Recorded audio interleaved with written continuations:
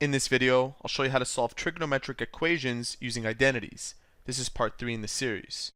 The question reads, solve the equation 2 sine to the power of 2x minus sine x is equal to 0. The first thing that you'll notice is that this equation consists of two terms. We have this term, and both terms share sine x. So we can factor out sine x from both of these terms, leaving us with 2 sine x minus 1 is equal to 0. Next, what I'll do is solve for sine x and then subsequently solve for 2 sine x minus 1. I'll start with sine x. If I do that, I'll divide both sides by 2 sine x minus 1, and the same thing on this side. And what happens is that this cancels out with this, and 0 over anything is equal to 0. So we have sine x is equal to 0. Similarly, if we divide both sides by sine x, we eliminate sine x, leaving us with 2 sine x minus 1 is equal to 0. What I'll do from here is solve for x in this situation and solve for x in this situation. This one's a little bit more involved than this one, so let's start with the easy one. When is sine 0? Now we can use sine inverse. Sine inverse of 0 will give us an angle. Let's go ahead and do that. Sine inverse of 0 is 0. So x is equal to 0. Furthermore, according to the unit circle and the cast rule, which tells us when the trigonometric functions are positive, sine is also equal to 0 at 180 degrees. So at 0 degrees and at 180 degrees. Therefore, 180 degrees also satisfies this equation. Now for the more complicated part. We have 2 sine x minus 1 is equal to 0. Bringing this one over, I end up with positive 1, and dividing both sides by 2, we have sine x is equal to half. We have to ask ourselves, when is sine positive? Sine is positive in the first and second quadrant.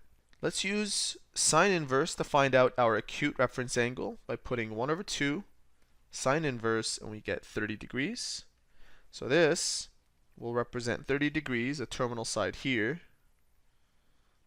And also, we'll have a terminal side here, which will have a reference angle of 30. Therefore, this will be 150. 0, 180, 30, and 150 are the four solutions for question 1. And of course, all of these numbers are between 0 and 360. We want to limit our answers to that for the sake of simplicity. Let's move on to question 2. In question 2, we're asked to solve the equation sine x secant x minus 2 sine x. Once again, both of these terms share a sine x in common, so I'm going to extract that from the equation, factor it out, leaving us with secant x minus 2 is equal to 0. We'll do the same thing as before, where this will branch out into sine x is equal to 0, and this will branch out into its own. And at the same time, I'll convert secant x into its reciprocal trig function, which is 1 over cosine x minus 2.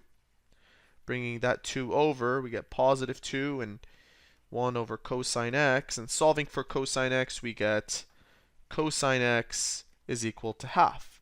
Once again, we're left with the situation where we have sine x is equal to 0. We already know that this will give us an angle of 0 degrees and an angle of 180 degrees. Now all we have to do is solve for x in this equation. We'll use cosine inverse of half, and remember, cosine is positive in the first and second quadrant. So whatever reference angle we get from this will represent this terminal side, and this terminal side will be represented by 360 minus that reference angle. Let's use our calculator. Cosine inverse of half gives us 60 degrees. So this gives us 60 degrees, and this one will give us 300 degrees. Subtracting 60 from 360 gives us 300. What I'll highlight will represent our answers. Those four answers represent four angles that are between 0 and 360 degrees that satisfy the equation. And so there you have it. That is how to solve trigonometric equations using identities. Make sure to watch part 4 for some more examples.